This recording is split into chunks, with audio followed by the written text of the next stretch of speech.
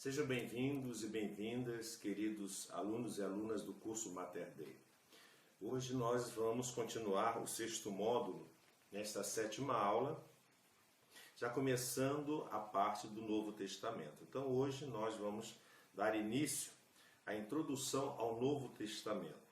E na próxima aula, que é o 8º módulo, o último bloco desse 6º módulo vai ser Introdução aos Evangelhos Sinóticos. Então vamos começar a nossa aula pedindo a Deus as luzes, as bênçãos para que possamos entender melhor a sua mensagem, sua palavra contida nas Escrituras. Em nome do Pai, do Filho e do Espírito Santo. Amém. Senhor Deus, fazei que nós, vossos filhos, que buscamos conhecer mais os vossos ensinamentos, cresçamos na nossa fé e no vosso conhecimento, para que possamos adorar-vos e amar-vos como vós mereceis. Por nosso Senhor Jesus Cristo, vosso Filho, na unidade do Espírito Santo. Amém. Em nome do Pai, do Filho e do Espírito Santo. Amém. Então, nós agora vamos, dar continuidade ao nosso estudo. Hoje nós, nesta 7ª aula do 6º módulo, nós vamos falar sobre a introdução ao Novo Testamento. É interessante nós sabermos o seguinte: o que é o Novo Testamento? Nós falamos em testamento, né? Nós vimos que testamento significa no sentido de aliança, aquilo que é estabelecido, pacto entre Deus e o homem, entre o povo escolhido. Nós sabemos que o Novo Testamento ele tem uma coleção de livros, são 27 livros, que foi todo esse bloco, cada livro foi escrito em grego, a partir do século I depois de Cristo, ou seja, logo após a ascensão de Jesus aos céus, naquele primeiro século, logo após ali os seus apóstolos, seus discípulos começaram a escrever aquilo que foi ensinado por Jesus, né? Nós vamos ver que primeiro Jesus não deixou nada escrito, nem logo, né, que Jesus falava, estava alguém, né, como um taquígrafo, um datilógrafo ali, ouvindo e escrevendo, não. Houve um período, né, em que as coisas foram passadas, foram entregues, foram repassadas, que nós chamamos de tradição, ou seja, a tradição, a entrega de um para o outro, a divulgação da mensagem de Jesus, a transmissão, digamos assim, foi oralmente, se chama tradição oral. Depois da tradição oral é que aconteceu a escrita, aí vem a tradição escrita. Mas a tradição oral também continuou em outros aspectos, paralela à tradição escrita. Então, o Novo Testamento é uma coleção de 27 livros que foi todo escrito em língua grega, a partir do século I depois de Cristo.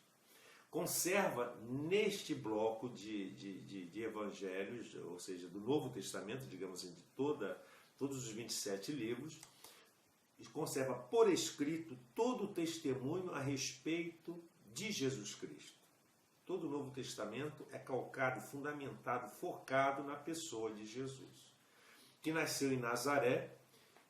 Jesus nasceu em Nazaré, viveu em toda a região da Palestina, morreu em Jerusalém e ascendeu aos céus.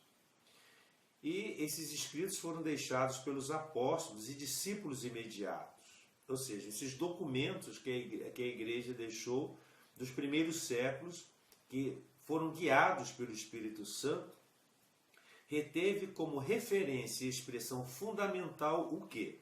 A revelação de Deus, que se deu na pessoa de nosso Senhor Jesus Cristo. Então, todo o Novo Testamento é o que? A revelação de Deus que se manifestou na pessoa de Jesus Cristo. Por isso, o Novo Testamento, em latim, Novus Testamentum, é uma expressão que significa que os livros da Bíblia, escritos depois de Cristo, e contrapõem-se no sentido de complementação ao Antigo Testamento. Vejam bem, o Novo Testamento ele não é oposto ao Antigo Testamento, mas uma complementação, um aperfeiçoamento, uma evolução infinitamente, a plenitude da promessa de Deus, né? Ou seja, O Novo Testamento essa palavra significa para designar os dois testamentos. Melhor seria a expressão aliança, antiga aliança e nova aliança. A palavra em hebraico aliança significa berit, né? Em grego diateke, né? No sentido de aliar-se, aliança de Deus, né? O pacto, o elo com Deus. De fato, a ideia teológica de aliança é fundamental na dinâmica interna da Bíblia, como palavra de Deus para todos aqueles que creem, para todos os crentes. E percorre desde o primeiro livro, do Gênesis, até o último livro da Bíblia, que é o Apocalipse. O Antigo Testamento resume nessa expressão: vós sereis o meu povo e eu serei o vosso Deus. Está em Levítico, capítulo 26, versículo 12. No livro de Jeremias, capítulo 7, versículo 23, e Ezequiel, capítulo 37, versículo 27. Mas esta palavra, aliança, berit, em hebraico, e diateke, em grego, era provisória, pois apontava para a nova aliança. Jeremias 31, versículos 31 e 34, que foi selada. Aquela aliança antiga, ela nova agora aliança, foi selada com o quê? Com o sangue de nosso Senhor Jesus Cristo. Como nós vemos em Mateus, capítulo 27, Marcos 14, 24 e Lucas 22, 20. A este respeito nos diz o texto do Concílio Vaticano II, do documento Dei Verbum, no parágrafo 17, diz o seguinte: a palavra de Deus é o poder de Deus para a salvação de todos os crentes, ou seja, é necessário crer na palavra para se salvar. Apresenta-se e manifesta a sua virtude de um modo eminente, onde? Nos escritos do Novo Testamento. Pois quando chegou a plenitude dos tempos, Cristo estabeleceu o reino de Deus na terra, manifestou o seu Pai e a sua própria pessoa com obras e palavras, os milagres, tudo aquilo que Jesus fez, e a sua pregação. E completou a sua obra, a sua missão, mediante a sua morte, ressurreição e gloriosa ascensão, e com a missão, ou seja, com o envio do Espírito Santo. De todas essas coisas são testemunho perene e divino os escritos do Novo Testamento. É isso que a igreja fala oficialmente, o magistério da igreja. E os livros do Novo Testamento? São 27 os livros do Novo Testamento. Lembrando sempre que são 73 livros em toda a Bíblia, desde o Gênesis ao Apocalipse. A Bíblia católica, que é a Bíblia verdadeira, que contém todos os livros autênticos e verdadeiros, são 73 livros. No Novo Testamento são 27. E que nós vamos agora falar para vocês de uma maneira mais didática, a exposição desses livros. Quais são esses livros? São os Evangelhos: Mateus, Marcos, Lucas e João. Nós temos os Atos dos Apóstolos, né? O primeiro bloco. O segundo são as cartas de São Paulo. Quais são as cartas de São Paulo?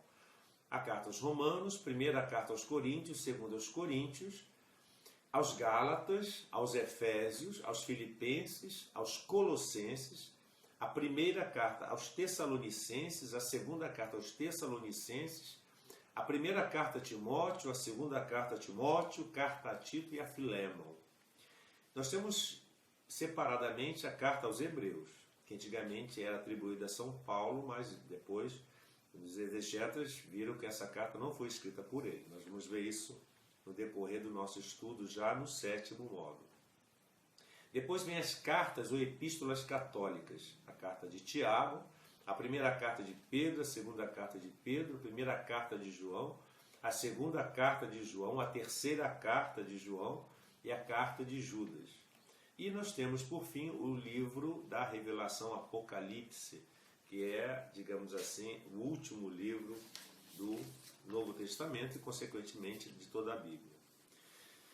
Para entendermos todos os fatos históricos e explanar, faz-se entender, compreender a história sobre o Templo de Jerusalém. Vejam bem, nós achamos por bem, na nossa apostila, nesse estudo, nós darmos uma certa ênfase ao Templo de Jerusalém. Para nós entendermos todo o Antigo Testamento, nós temos que entender momentos históricos, o contexto histórico universal em que se encontra o Novo Testamento e certas instituições judaicas que já existiam no tempo de Jesus.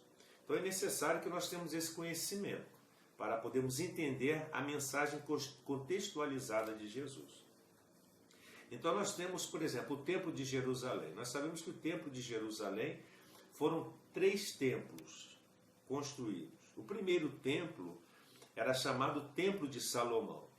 Mas antes do Templo de Salomão ser construído, havia Moisés, através de Deus, através dos ordenamentos de Deus, diretamente lá no Monte Horebe, ele deveria ter instituir o tabernáculo. O tabernáculo foi o primeiro templo usado pelos hebreus, até a construção de um templo definitivo e fixo. Era chamado também Templo do Senhor. Sua principal característica, ou seja, do tabernáculo, é que ele era móvel, né? Você podia deslocá-lo, montava e desmontava de acordo com a viagem que o povo fazia pelo deserto.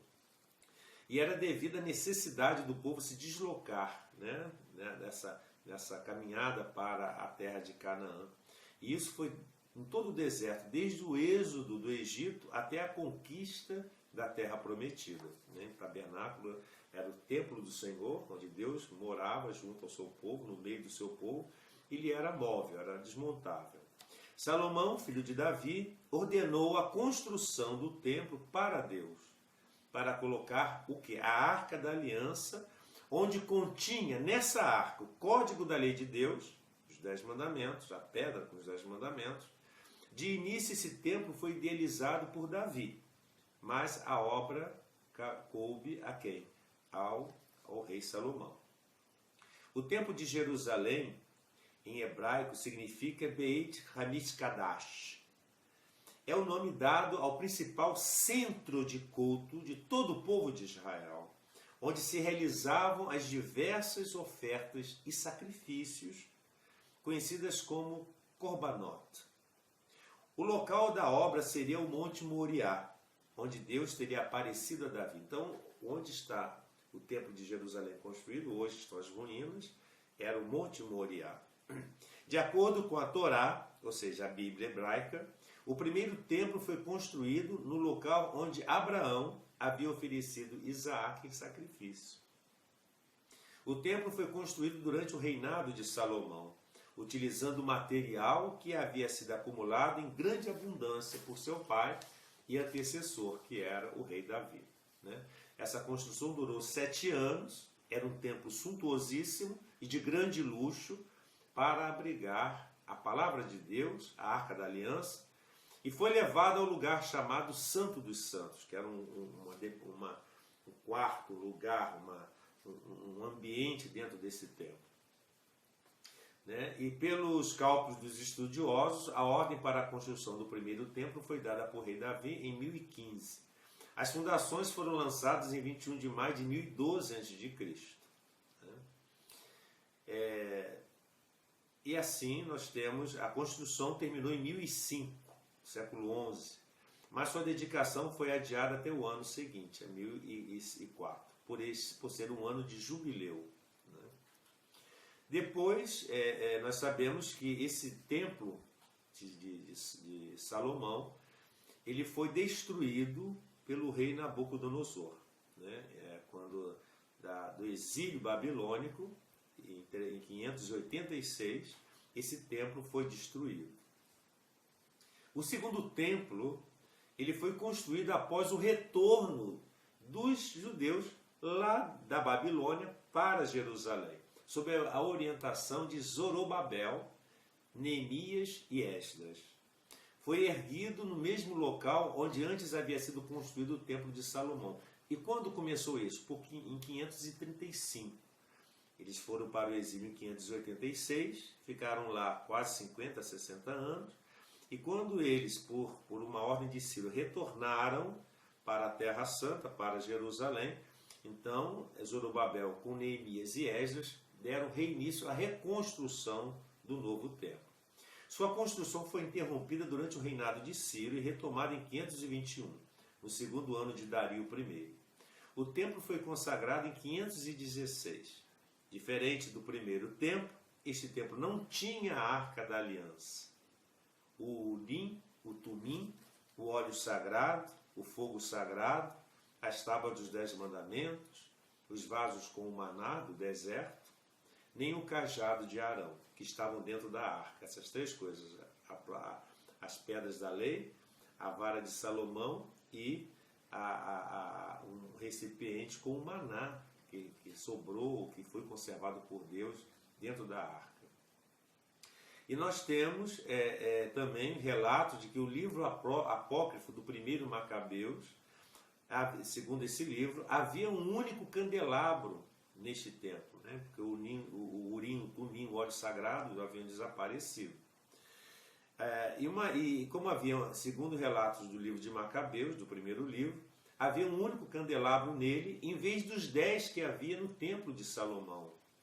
Mencionam-se o altar de ouro, a mesa dos pães da proposição e os vasos, bem como o altar da oferta queimada, que em vez de ser de cobre, como era no templo de Salomão, é descrito aqui como sendo de pedra.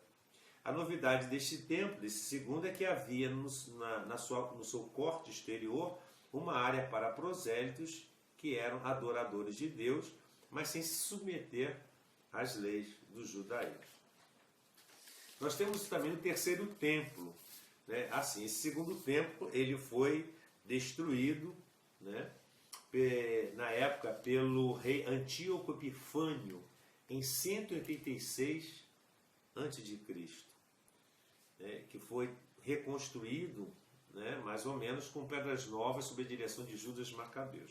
Esse segundo templo foi destruído pelo rei Antíoco Epifânio, mas tentaram reconstruí-lo, mas não houve sucesso, e somente o terceiro templo, que foi uma nova reconstrução, que era conhecido, esse terceiro templo, como o Templo de Herodes.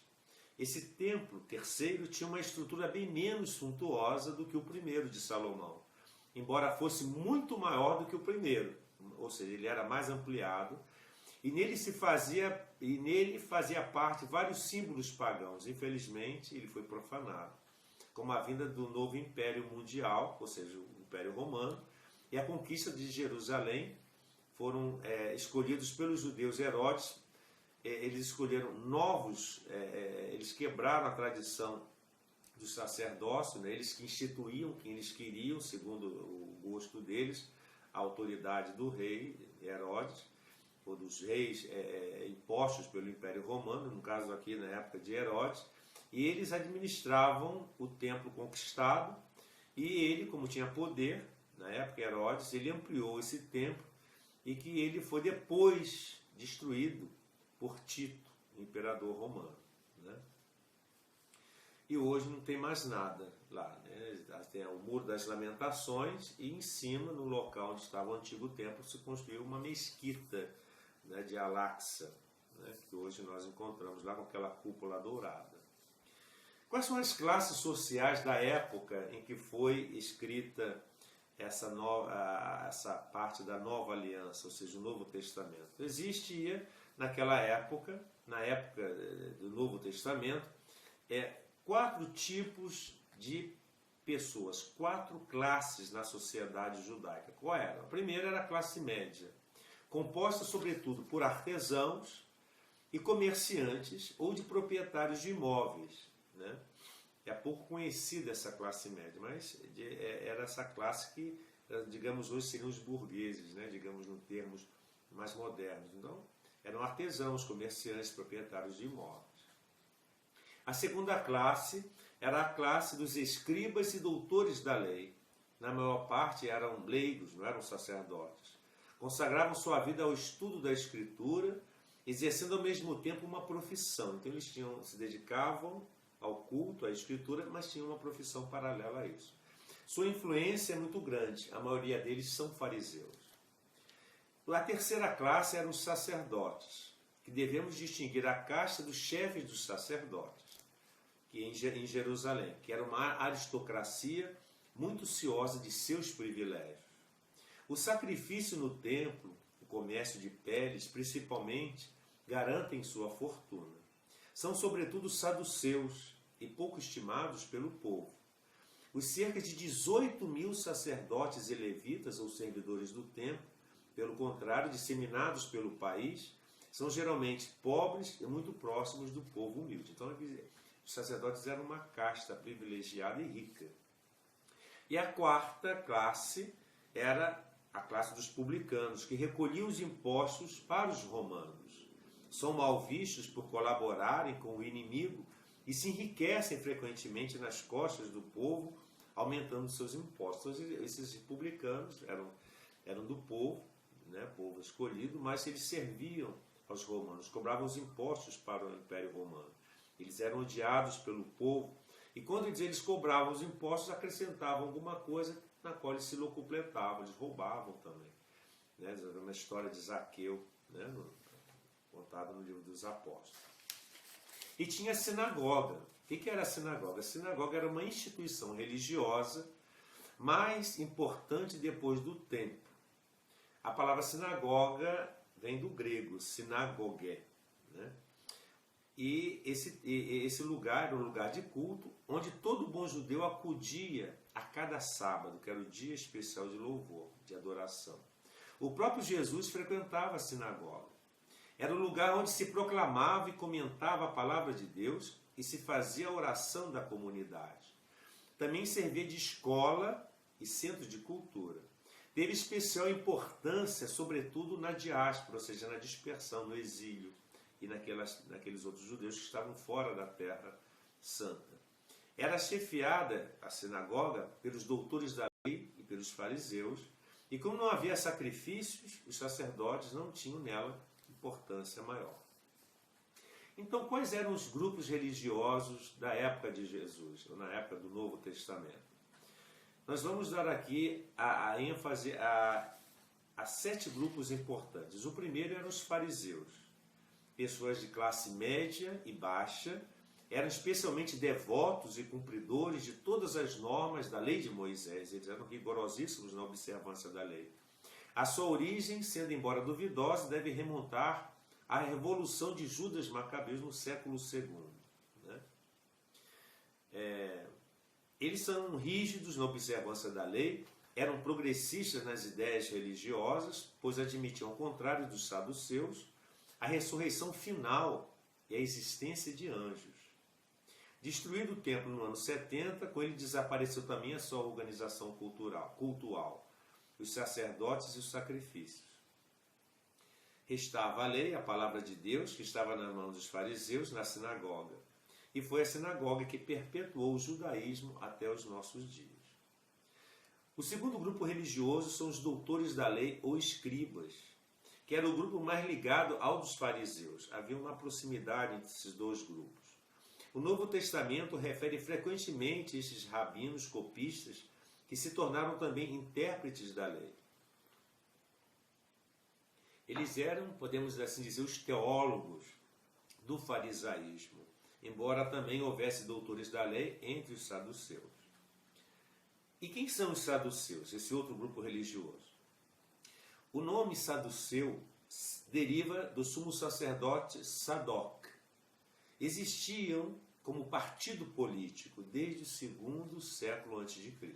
Era a classe mais ligada ao templo, por constituírem a classe sacerdotal. Além do sacerdócio, detinham ainda grande parte de poder político, pois, ao contrário dos fariseus, presidiam ao sinédrio, mediante o sumo sacerdote. Eram politicamente abertos à autoridade romana, eram conservadores em religião, pois, ao contrário dos fariseus, admitiam como canônicos apenas os 5 primeiros livros da Bíblia, ou seja, o Pentateuco, a Torá, e negavam a existência dos anjos e a ressurreição. Esta classe sacerdotal, no exercício das suas funções, era assistida pelos levitas, que tinham especial missão no canto litúrgico e nos sacrifícios.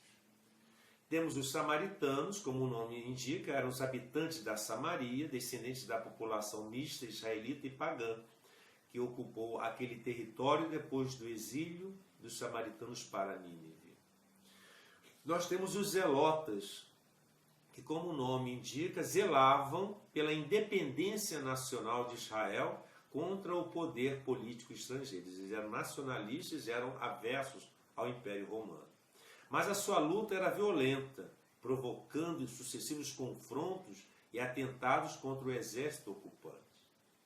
Nós temos o grupo dos herodianos, que eram os partidários da dinastia de Herodes, o Grande, que governou os diversos territórios da Palestina a partir do ano 37 a.C., sob a suprema autoridade dos imperadores de Roma. E por fim nós temos os essênios, que é uma espécie de monges que vivem em comunidades, como por exemplo em Qumran, às margens do Mar Morto, orando e meditando as Escrituras. Eles tinham uma biblioteca em Qumran que foi descoberta no ano de 1947. Nós temos também no Novo Testamento uma cronologia, ou seja, uma ordem temporal da formação do Novo Testamento, né? E qual é essa cronologia? De fato, nós sabemos, através de estudos exegéticos e arqueológicos do Novo Testamento, que o livro mais antigo, o texto mais antigo do Novo Testamento é a primeira carta de São Paulo aos Tessalonicenses. E o último, o mais recente, ou seja, o mais novo deles, é o Evangelho de João, que foi escrito, foi um dos últimos escritos a aparecer, né? Há quem diga que tenha sido o Apocalipse, mas a exegese, o estudo científico, aponta o Evangelho de João. Tais coleções, portanto, estão organizadas segundo a temática e o gênero literário, ou seja, a ordem deles, hoje como nós temos, começando por Mateus, Marcos, Lucas, João, até Apocalipse, essa ordem ela é ditada por temas e pelo gênero literário, né? Como visto, os discípulos de Jesus, só bastante tarde, resolveram escrever a sua mensagem. Primeiro porque o mestre não apareceu como escritor. Jesus não era um escritor, mas como um mensageiro de Deus. Além disso, a primeira geração cristã vivia num ambiente escatológico, pensando que Jesus estava para vir glorioso sobre as nuvens do céu. Eles tinham aquela concepção apocalíptica, conforme a profecia de Daniel. Não admira, pois, que os primeiros escritos do cristianismo sejam cartas destinadas a resolver problemas concretos de um determinado momento histórico das comunidades. Né? Outro aspecto importante, que para a escrita da mensagem de Jesus e para a formação destas coleções desse Novo Testamento, muito contribuiu a autoridade dos apóstolos, em nome dos quais esses textos foram escritos. Esses foram testemunhas oculares. Grande parte dos livros da Bíblia é pseudônimo, ou seja, são nomes de atribuição, isto é, atribuídos a um personagem importante para terem melhor aceitação no público. Era um artifício da época. Nesse tempo não existia o direito de autor. Sobressai o caso do Apocalipse, de um profeta chamado João, que foi associado ao apóstolo João. De outro modo, este livro teria tido maiores dificuldades ao entrar no cânon dos livros inspirados, se ele não tivesse essa atribuição ao apóstolo João. Não podemos esquecer a relação entre o Antigo e o Novo Testamento, pois Deus, inspirador e autor dos livros de ambos os testamentos, dispôs sabiamente que o Novo Testamento estivesse escondido no Antigo e o Antigo tornasse claro o Novo Testamento. Os livros do Antigo Testamento, integralmente assumidos na pregação evangélica, adquirem e manifestam a sua significação completa no Novo Testamento, ao mesmo tempo o que o ilumina e o explica. Então nós temos aí a cronologia, né? Na nossa apostila você vai encontrar uma tabela, um quadro, onde tem a cronologia dos livros, né? A data aproximada, nós temos os acontecimentos históricos, os acontecimentos universais históricos, nós temos os acontecimentos bíblicos e temos os eventos e digamos assim, né, do que aconteceu narrado nos livros do Novo Testamento, principalmente nos 4 evangelhos. É importante notar que os escritos, esses livros, essas obras do Novo Testamento, são escritos entre o primeiro e o segundo século depois de Cristo, em plena civilização, dentro do contexto cultural greco-romana. Esses livros do Novo Testamento aparecem numa língua comum, num idioma comum. Qual era essa língua comum? Era o grego chamado koiné. Era o grego, comum do povo, um grego popular. E gira em torno da mensagem de Jesus. Então, foi tudo redigido em grego. Não há nenhum redigido, pelo menos encontrado, em língua hebraico-aramaica. Por isso, os evangelhos são a base de todos os livros do Novo Testamento, que, por sua vez, os explicitam e aplicam à vida prática. Mas não podemos compreender suficientemente a mensagem de Jesus, nem os escritos que a explicitam, sem conhecermos as circunstâncias históricas em que nasceram. Então, para nós entendermos a mensagem contida em todos os livros do Novo Testamento, é necessário e urgente que nós conheçamos o contexto histórico e cultural. Não adianta a gente querer interpretar livros, palavras de Deus, escritos num contexto cultural, se nós não tivermos o conhecimento desse contexto cultural. Jesus anunciou, vejam bem, a boa nova, o evangelho da salvação, apenas e oralmente em aramaico, que era a língua falada na Palestina. Jesus falava em aramaico. Os seus discípulos também não escreveram nada. Preocupava-os mais o anúncio oral, porque era urgente divulgar o evangelho. A atitude de Jesus e de seus discípulos faz do cristianismo não uma religião do livro, que ele antecede ao Novo Testamento, mas a religião que se concentra na sua pessoa, não em livros, mas na sua pessoa, Jesus Cristo. Então todo o Novo Testamento se concentra na pessoa de Jesus, não em livros. Depois de terem ouvido a mensagem oral, durante a primeira geração cristã, é que os discípulos da segunda geração registraram por escrito as palavras e os fatos da vida de Jesus, para incutir nos cristãos maior o quê? Fidelidade à mensagem e os conduzir à fé e à salvação em Cristo. Então, a primeira geração que conheceu Jesus se preocupou em divulgar oralmente, a preocupação de divulgar a pessoa de Jesus. Então, não foram livros que fundamentaram a fé cristã logo na primeira geração. A segunda geração que ouviu as mensagens de Jesus colocou por escrito e fez a redação dessas obras. Os evangelhos não são unicamente a história de Jesus, mas a narração escrita das palavras e dos fatos de Jesus de Nazaré, mas já iluminados pelo Cristo ressuscitado, presente na sua igreja ao longo de muitos anos.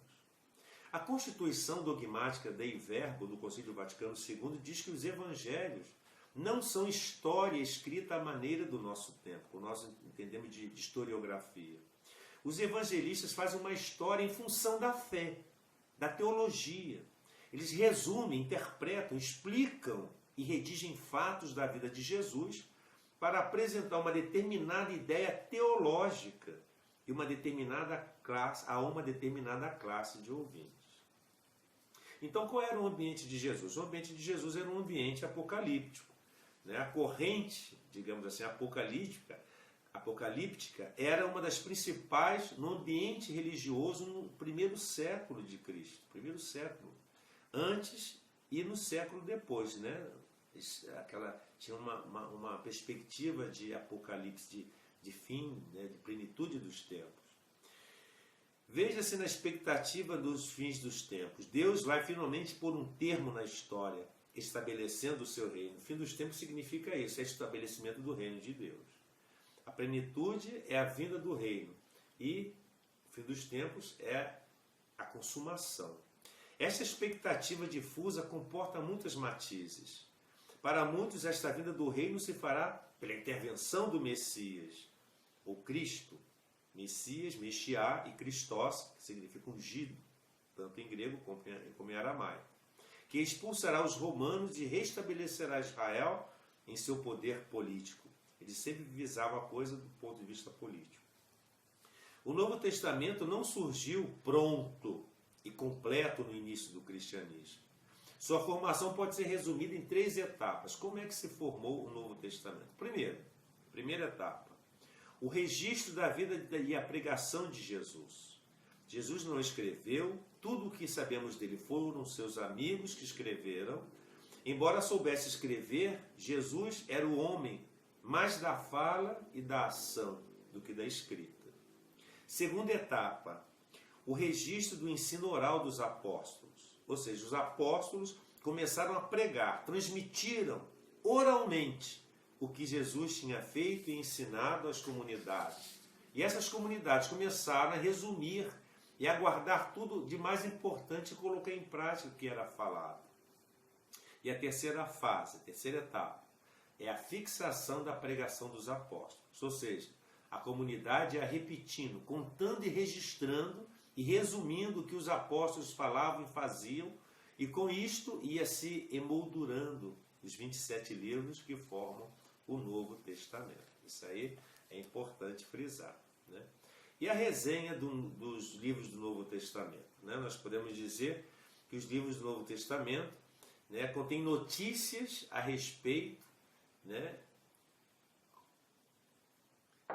e datas da época da sua redação. O Novo Testamento fala da personalidade histórica de Jesus. Jesus existiu de fato. Ele era uma pessoa histórica. Mas não se pode resumi-lo somente a isso. O que interessava aos apóstolos, a intenção deles na sua pregação e aos escritores neotestamentários na sua obra, era o anúncio da mensagem de salvação. Jesus era o anúncio, Jesus é a salvação. Estes escritos querem levar a uma tomada de posição, a um amadurecimento da fé. Por isso, o Novo Testamento divide-se assim. Os evangelhos, Mateus, Marcos, Lucas e João, são 4 livros que dão início ao Novo Testamento. Evangelho, evangelion, em grego, significa boa nova, boa notícia, né? E a boa notícia é quem? É Jesus Cristo, o Salvador. Narram as ações e as palavras de Jesus do jeito com as suas diversas comunidades, como eles refletiam, né? Nós temos o segundo bloco, que é a História dos Apóstolos ou Ato dos Apóstolos, que é um livro escrito, atribuído a São Lucas, autor do terceiro evangelho. Narra a vida dos apóstolos, especialmente de Pedro e Paulo, e as suas atividades e pregações, desde a ressurreição de Cristo até a chegada do Evangelho à capital do Império, em Roma. Nós vamos estudar cada um desses livros nas aulas que se seguirão a essa.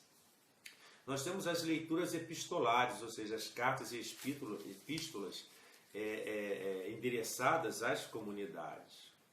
Primeiro e segundo aos Romanos, nós temos as 14 cartas de São Paulo, primeiro e segundo aos Coríntios, Gálatas, Filipenses, primeiro aos Tessalonicenses, por aí vai, né? Nós temos o livro Apocalíptico, que é atribuído a João, né? As cartas são as mais antigas que os evangelhos, e mais antiga, o mais antigo do Novo Testamento é a primeira carta aos Tessalonicenses. Nós vamos também estudar, né, em cada livro, a partir de agora, desse estudo nosso, do final desse módulo. Nós temos agora a 8ª aula, né, a seguir essa, e vamos começar o 7º módulo, que vamos até o 9º módulo, 7º, 8º e 9º, estudando cada livro do Novo Testamento. Então, essa introdução ao Novo Testamento foi apenas para dar, digamos assim, um introito ao nosso estudo. Lá agora, no próximo vídeo, nós vamos, na próxima aula, estudar já a introdução aos evangelhos, especialmente aos evangelhos sinóticos, Mateus, Marcos e Lucas. Que o Senhor nos abençoe, guarde-nos de todo o mal e nos conduza à vida eterna.